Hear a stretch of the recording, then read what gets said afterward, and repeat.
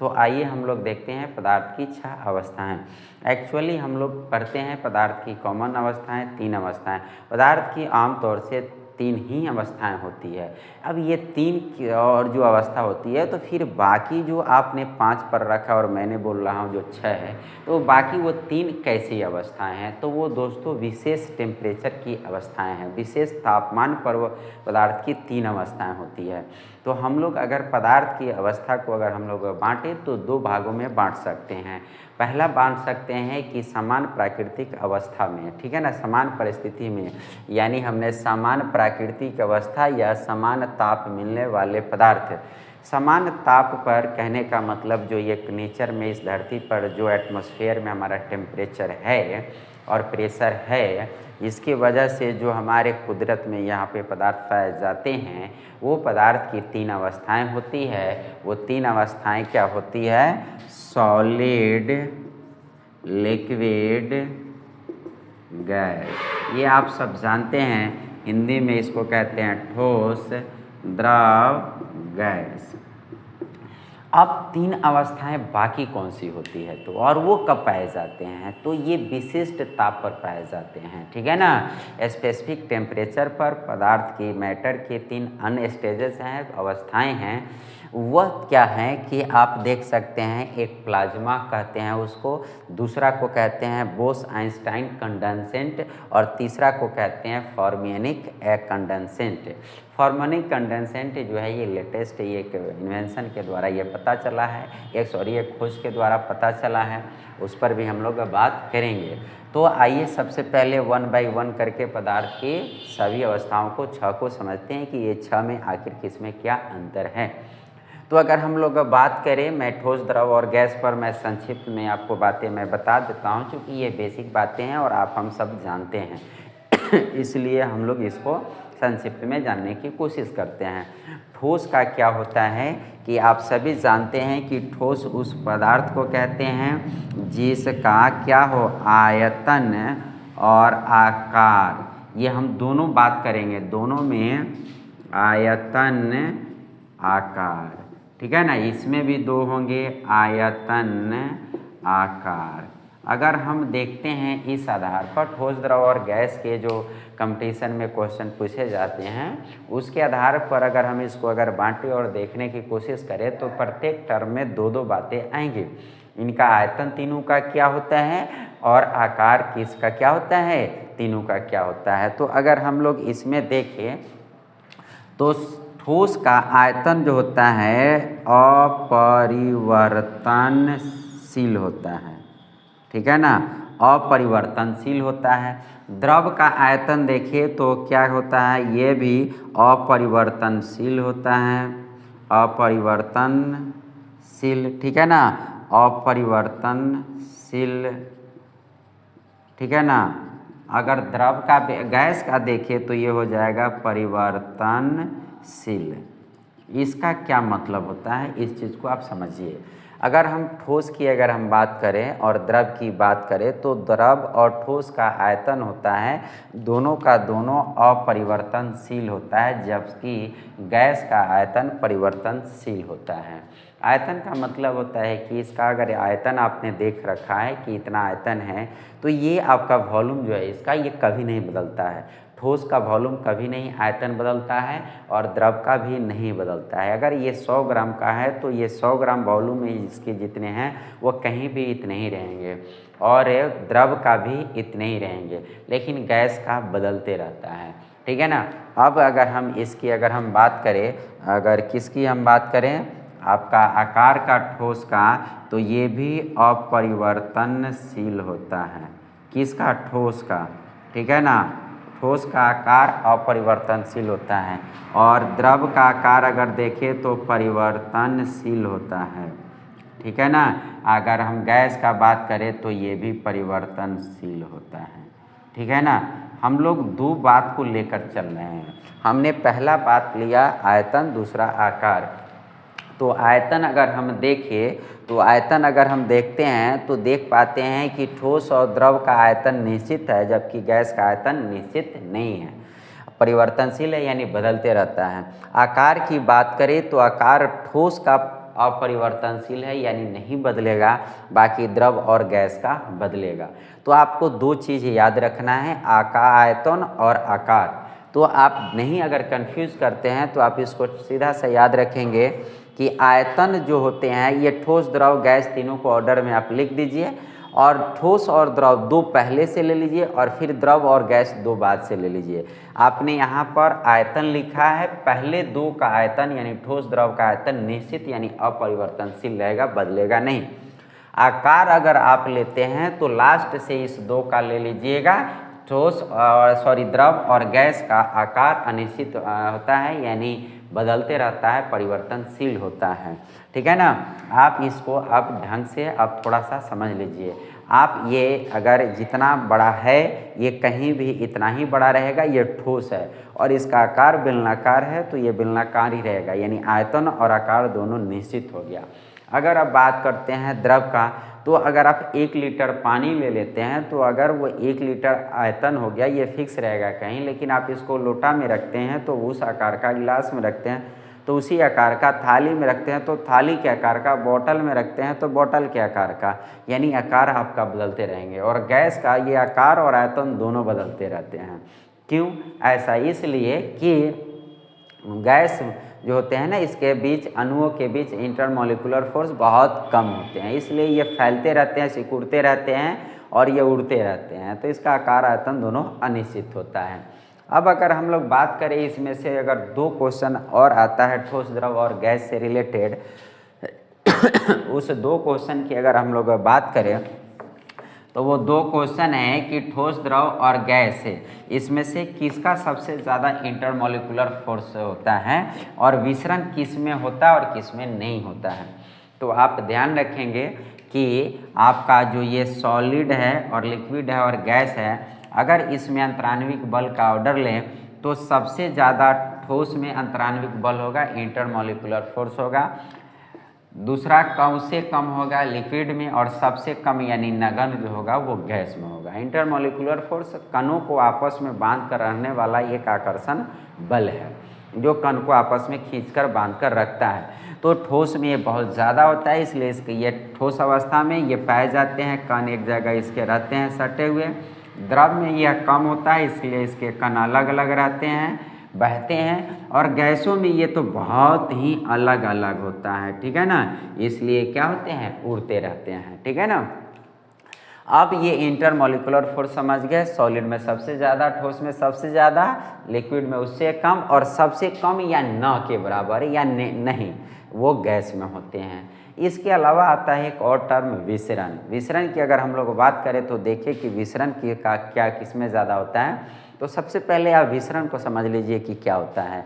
जैसे आप ये बॉडी स्प्रे करके आए हुए हैं, यानी आपने डिओड्रेंट का यूज़ किया हुआ है और वो काफ़ी अच्छा है, बहुत आपको अट्रैक्टिव बनाती है। अगर मान लीजिए सपोज ये सब चीज़ को आप समझ रहे हो तो आप यहाँ आएंगे तो बगल में बैठे वाला को ये महसूस हो जाएगा कि आपने डिओड्रेंट यूज़ किए हैं। तो ये उसको कैसे महसूस हो गया? तो एक्चुअली आपने जो यूज़ किया है मटेरियल, ठीक है ना, वह इस हवा में मिक्स होकर उसकी नाकों तक पहुंचता है, और नाक एक संवेदी अंग है जो उसके ब्रेन को इसकी सूचना देता है, तो वह हो जाता है। तो इसी तरह से कणों का आपस में फैलना और मिक्स होकर और एक जगह से दूसरी जगह जाना, इसी को हम लोग क्या कहते हैं, विसरण कहते हैं। आप फूल की बगीचे में चले जाएंगे, आप अक्सर देखते हैं कि फूल की बगीचे में जाने से आपको सुगंध नाकों में पहुंचेगी, तो वो विसरण की वजह से पहुंचती है। आप कीचड़ वाले क्षेत्रों में चले जाते हैं तो एक बदबूदार गैस, मीथेन गैस की सुगंध बदबू आपके नाकों में पहुंचेगी, वो विसरण की तरीके से होता है। आप कहीं भी अगर जाते हैं, अगरबत्ती आप जला देते हैं तो आपके नाकों तक जो उसकी खुशबू पहुँचती है वो विसरण के माध्यम से होता है। तो ये विसरण जो होते हैं वो गैसों में सर्वाधिक होते हैं, गैस में ही विसरण होते हैं, ठोस और द्रव में विसरण नहीं होते हैं। तो आप याद रखेंगे विसरण की क्रिया गैस में होती है, ठोस द्रव में नहीं होती है। और अगर इंटरमॉलिक्यूलर फोर्स अंतराण्विक बल की बात करें तो ठोस में सबसे ज़्यादा, उससे कम लिक्विड में, उससे सबसे कम न के बराबर गैस में होती है। तो दोस्तों ये ठोस, द्रव और गैस की हमारी बेसिक बातें हो गई। अब यहाँ से एक और क्वेश्चन पूछा जाता है कि पारा ठोस है या द्रव है। तो यहाँ से आप एक चीज़ याद रखिएगा कि जितने भी मैटर है यानी धातु हैं वो सभी ठोस अवस्था में ही पाए जाते हैं। और कोई भी मैटर यानी आपका धातु, ठीक है ना, धातु अधातु आप जानते होंगे, तो धातु जो है वो हमेशा ठोस अवस्था में पाया जाता है। किंतु एक अपवाद है, ठीक है ना, एक पारा यानी मरकरी ठोस नहीं अवस्था में पाया जाता है, किंतु वह धातु है। यानी धातु होते हुए भी मरकरी यानी पारा ठोस अवस्था में नहीं पाया जाता है। एक आप याद रखेंगे ये, ठीक है ना। अब आप यहाँ पर देखते हैं हम लोग विशिष्ट तापमान यानी विशिष्ट परिस्थितियों में मिलने वाला पदार्थ है। तो विशिष्ट परिस्थितियों में पदार्थ की 3 अवस्थाएं पाई जाती है। विशिष्ट परिस्थितियों में जो पदार्थ की 3 अवस्थाएं पाई जाती है उसमें से पहला अवस्था है प्लाज्मा, दूसरा अवस्था है बोस आइंस्टाइन कंडेंसेंट और तीसरा अवस्था है फॉर्मिओनिक कंडेंसेंट। इसको मैं बड़ा लिख रहा हूँ, फॉर्मिओनिक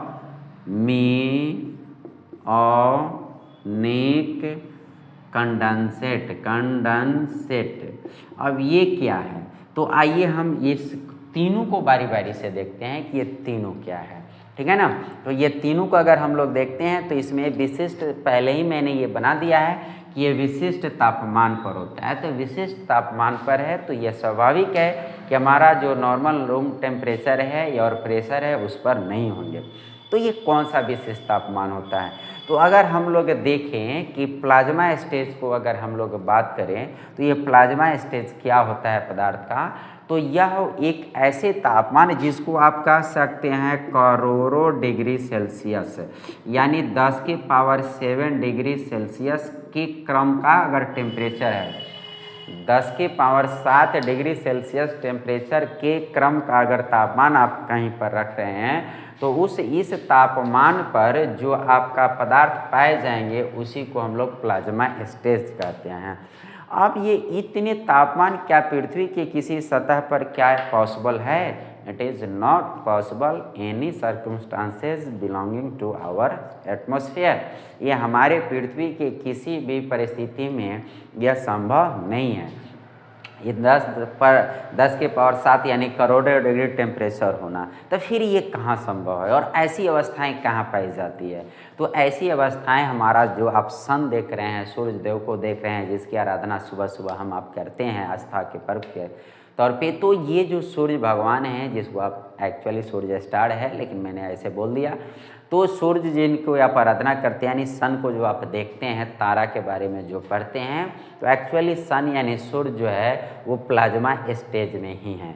तो सूर्य जो है वो प्लाज्मा स्टेज है। तो आपको कोई पूछे कि अगर या कंपटीशन में ये क्वेश्चन बीपीएससी वगैरह में पूछा जाए तो कि पदार्थ का कौन प्लाज्मा अवस्था में कौन है निम्नलिखित में से, अगर अन्य ऑप्शन दिया हुआ है उसमें एक सूर्य दिया हुआ है तो आप सूर्य को टिक करेंगे।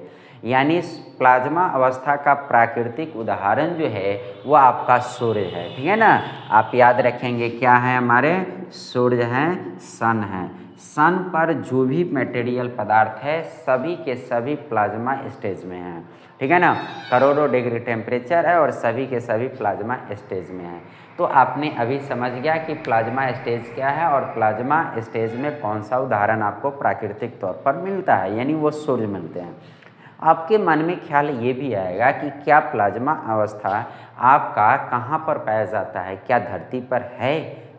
तो प्राकृतिक रूप से तो संभव धरती पर नहीं है, लेकिन आर्टिफिशियली यानी कृत्रिम रूप से, मानव निर्मित रूप से अगर हम लोग बात करें और हम लोग बात करें भारत की, अगर बात करें तो भारत में एक हमारा है, ठीक है ना।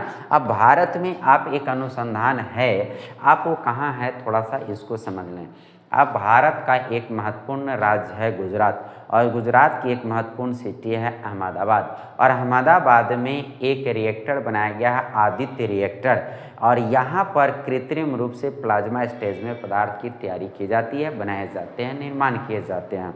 तो दोस्तों आपने यह जाना जीएस के ख्याल से, बीपीएससी और अन्य कॉम्पिटिटिव एग्जाम के ख्याल से कि भारत के अहमदाबाद के यानी भारत के गुजरात शहर के अहमदाबाद में आदित्य नाम का एक रिएक्टर है, जहाँ पर पदार्थ की चौथी अवस्था यानी प्लाज्मा अवस्था को कृत्रिम रूप से तैयार किया जाता है। तो आपने इस चीज़ को आप ध्यान रखेंगे। अब अगर हम बात करें कि बोस आइंस्टाइन कंडेंसेट की हम बात करें तो इस टर्म में दो शब्द नाम आते हैं, बोस आइंस्टाइन कंडेंसेट। इसमें आप देख रहे हैं एक टर्म है बोस और दूसरा है टर्म कंडेंस। तो ये आइंस्टाइन, तो बोस और आइंस्टाइन जो नाम जो दो हैं इस पर मैं थोड़ा सा आपसे बात कर ले रहा हूँ। आप देख रहे हैं कि बोस आइंस्टाइन कंडेंसेट में ये जो बोस शब्द है एक्चुअली ये भारतीय साइंटिस्ट थे सत्येंद्र नाथ बोस, ठीक है ना। ये सत्येंद्र नाथ बोस जो थे वो सबसे पहले जो थे इन्होंने इसकी सैद्धांतिक व्याख्या की थी, थ्योरेटिकल व्याख्या की थी। किस चीज़ की व्याख्या की थी? ये पदार्थ ये जो पांचवी अवस्था है, इस पांचवी अवस्था का की व्याख्या सैद्धांतिक रूप से एक्सप्लेनेशन इन्होंने दिया था थ्योरेटिकली सत्येंद्र नाथ बोस ने। इसलिए इनका नाम का जो हमने लेटर इस्तेमाल कर लिया है बोस, नामकरण किसी भी टॉपिक का तो हम लोग के आधार पर ही पढ़ते हैं। तो इसका बोस शब्द इसमें क्यों जुड़ा है? क्योंकि बोस साहब ने, सत्येंद्र नाथ बोस साहब ने, ये कंपटीशन में अक्सर सवाल पूछे जाते हैं। एक बार एसएससी सीजीएल में पूछा गया था निम्नलिखित में से कौन भारतीय वैज्ञानिक है जिन्होंने पदार्थ की पांचवी अवस्था का पर अपना व्याख्या दिया था, तो उसमें आपका सत्येंद्र नाथ बोस ही का ऑप्शन लेना था। तो ये सत्येंद्र नाथ बोस हो गए, इनको आपने समझ लिया, ये थ्योरेटिकल परिभाषा दी है इसके। आइए अब आइंस्टाइन की बात करते हैं। आप सब जानते हैं मॉडर्न फिजिक्स का फादर कहा जाता है आइंस्टाइन को, बिकॉज आइंस्टाइन के आने के बाद, रिलेटिविटी थ्योरी आने के बाद, फोटो इलेक्ट्रिक इफेक्ट, प्रकाश वैद्युत प्रभाव आने के बाद ये विज्ञान की हमारी जो समझ थी वो बदलती चली गई और हमारे समाज में नए नए रिसर्च आते चले गए। और इन सब की वजह से और एक और उन्होंने क्या कहते हैं डुअल नेचर ऑफ लाइट पर अपना जो उन्होंने दिया, ये सब की वजह से मॉडर्न फिजिक्स का फादर जो है वो अल्बर्ट आइंस्टाइन कहलाते हैं। और ये अल्बर्ट आइंस्टाइन के योगदान पर भी उनको नोबेल पुरस्कार मिल चुका है। तो दोस्तों इस पर भी हम लोग प्रकाश सेक्शन में हम लोग बात करेंगे, उन पर ज़्यादा डिटेल, मैंने उन पर एक अलग से वीडियो आपको बनाऊंगा। तो आप देख रहे हैं क्या कि आइंस्टाइन की बात मैं कर रहा था, इस पदार्थ के पांचवी अवस्था में उनका क्या योगदान रहा।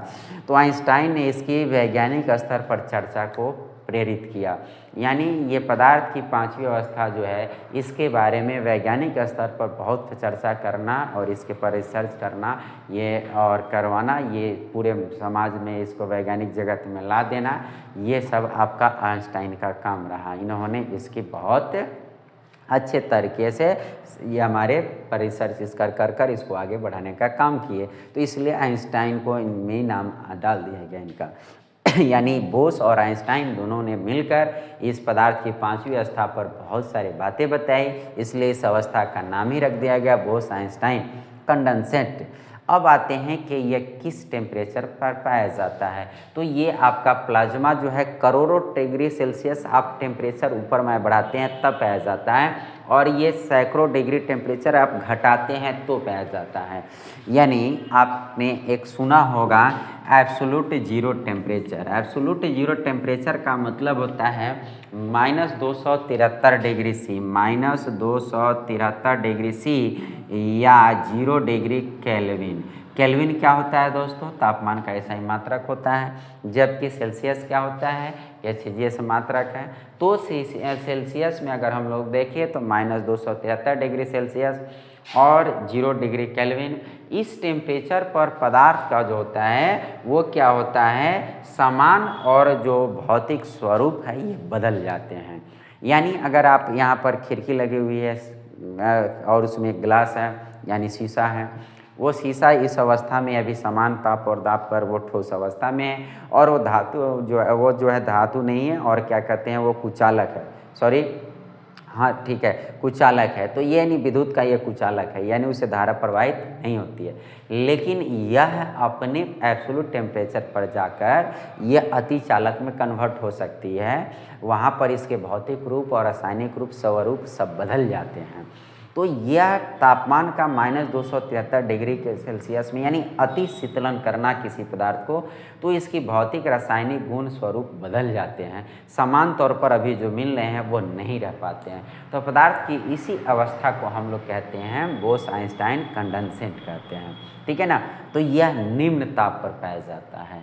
क्लियर? तो आपने क्या इसको अच्छे से समझ पाया कि बोस-आइंस्टाइन कंडेंसेट क्या है। और ये बोस-आइंस्टाइन कंडेंसेट में जो आपने देखा कि इस बोस-आइंस्टाइन कंडेंसेट की अगर हम लोग बात करें तो इस पर ज़्यादा वैज्ञानिक जो चर्चा किया गया, और इसमें आप देखेंगे कि 3 वैज्ञानिक थे जिन्होंने इस पर काफ़ी अपना मेहनत किया। वो 3 वैज्ञानिक थे एरिक, ठीक है ना, एरिक, ठीक है ना, आप नाम याद रखेंगे, एरिक ए कानेल, एरिक ए कानेल, ठीक है ना, एरिक ए कानेल, ये 1 नंबर वैज्ञानिक थे। दूसरा जो थे वो थे वोल्फ, ठीक है ना, दूसरा क्या थे, वोल्फ, ठीक है। हमारे दूसरे साइंटिस्ट थे वोल्फ गैंग, ठीक है ना, वोल्फ गैंग वैमेन साहब थे, ठीक है ना, वैमेन साहब थे।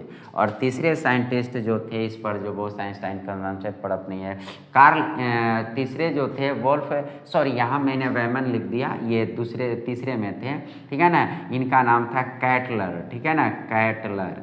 और ये वैमन साहब ये तीसरे साइंटिस्ट थे, वो कार्ल ई वैमेन, ठीक है ना, कार्ल ई वैमेन।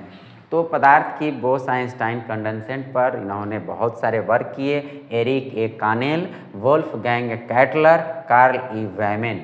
ये समान तौर से 1 डे एग्ज़ाम में तो ऑब्जेक्टिव के तौर पर आजकल कुछ भी पूछा जा सकता है, इसलिए मैंने आपको ये लिख दिया, चाहे वो बीपीएससी का पीटी दे रहे हो या कहीं पर, ये डिटेल में आप याद रखेंगे कि ये सत्येंद्र नाथ बोस और अल्बर्ट आइंस्टाइन ने शुरुआती दौर का इनका प्रयास रहा। इस पर और ज़्यादा इनका प्रयास ये 3 वैज्ञानिकों का रहा, एरिक ए कानेल, वोल्फ गैंग कैटलर, कार्ल ई वैमेन। ये आपका पदार्थ का 5वां अवस्था क्लियर हुआ। अब आते हैं पदार्थ की 6ठी अवस्था, जिसको मैंने कहा फॉर्मियोनिक कंडेंसेट, फॉर्मियोनिक कंडेंसेट। एक्चुअली ये फॉर्मियोनिक कंडेंसेट जो पदार्थ की 6ठी अवस्था है, ये 1960 के बाद ये इस पर बातें होने लगी और इसकी भी बातें की गई। ये कैसे ख्याल आया वैज्ञानिकों में?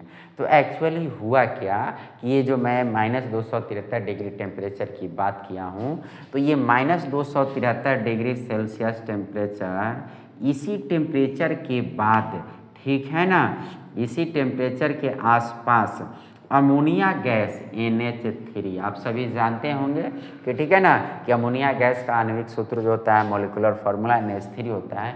ये अमोनिया गैस जो है एक अलग तरीके का व्यवहार कर रहा है। तो फिर इस पर क्या किया जाए? तो ये अलग तरीके का व्यवहार कर रहा है, तो ये इसी से हमारा ये पदार्थ की 6ठी अवस्था उत्पन्न हुई, और वो 6ठी अवस्था आपका हुआ फॉर्मियोनिक कंडेंसेट नाम रखा गया। तो ये फॉर्मियोनिक कंडेंसेट पर लेटेस्ट जानकारी इतनी ही है मेरे पास, और ज़्यादा जानकारियाँ ये नहीं मिल पाई, तो मैंने इतने ही आपके सामने इकट्ठा करके लाया। एक और जानकारी है इससे रिलेटेड, मैं आपको बता रहा हूँ। पहला ना जानकारी से रिलेटेड है कि ये फॉर्मियोनिक कंडेंसेट कहलाता है पदार्थ की 6ठी अवस्था। क्या ऐसा कब हुआ? ये निम्न ताप पर हुआ। कौन सा निम्न ताप? -273 डिग्री सेल्सियस के निम्न ताप पर। और ये कब खोज किया गया? किल सिलसिले में इस -273 डिग्री सेल्सियस तापमान के करीब अमोनिया गैस को देखा गया कि यह अलग असंगत व्यवहार कर रहे हैं, जो इनका नेचर आमतौर पर है वो ऐसा नहीं कर रहे हैं। तो यहाँ से ये फॉर्मियोनिक कंडेंसेट की शुरुआत हुई। आपसे ये क्वेश्चन पूछ सकता है कि फॉर्मियोनिक कंडेंसेट में अमोनिया गैस कैसे संबंधित करके आपसे क्वेश्चन पूछे, तो आप ध्यान रखेंगे कि अमोनिया गैस पर इसका प्रभाव देखा गया था कि अलग तरीके से व्यवहार कर रहा था। अब एक सवाल यहाँ होता है कि आपने कभी फिजिक्स में आपने देखा होगा और मैंने भी आपको फिजिक्स में वाले सेक्शन में बताया था कि पदार्थ की एक 4 अवस्था चालक, अचालक, अर्धचालक, अतिचालक। अतिचालक जो आप देखते हैं सुपर कंडक्टर, ठीक है ना। सुपर कंडक्टर दोस्तों, ये सुपर कंडक्टर जो होता है, कोई भी पदार्थ अपनी फर्मियोनिक कंडेंसेंट अवस्था में सुपर कंडक्टर होता है, यानी विद्युत चालकता बहुत बढ़ जाती है अपने अपने तापमान पर, एब्सोल्यूट टेम्परेचर पर। यह कोई भी पदार्थ फर्मियोनिक कंडेंसेट में चला जाता है और उस अवस्था में क्या होता है कि यह पदार्थ क्या हो जाता है, अति चालकता को प्राप्त करता है, सुपर कंडक्टर ये बन जाता है। सुपर कंडक्टर क्या होता है, अति चालक हिंदी में कहते हैं, अति चालक जिस पदार्थ से विद्युत धारा बहुत तेज़ी से वह अन्य की तुलना में सबसे तेज़ी से उसको अति चालक। ऐसा अति चालक भी क्यों पड़ जाता है, क्योंकि इसका प्रतिरोध जो होता है, रेसिस्टेंस जो होता है, वह क्या हो जाता है, आप गेस कीजिए, वो शून्य हो जाता है, 0। ठीक है ना, ये क्या हो जाता है, शून्य हो जाता है। यानी इस अवस्था में आते आते पदार्थ का प्रतिरोध शून्य हो जाता है, अतिचालक बन जाता है, यानी फर्मियोनिक कंडेंसेंट में कोई पदार्थ जो है अति चालकता को प्राप्त करता है।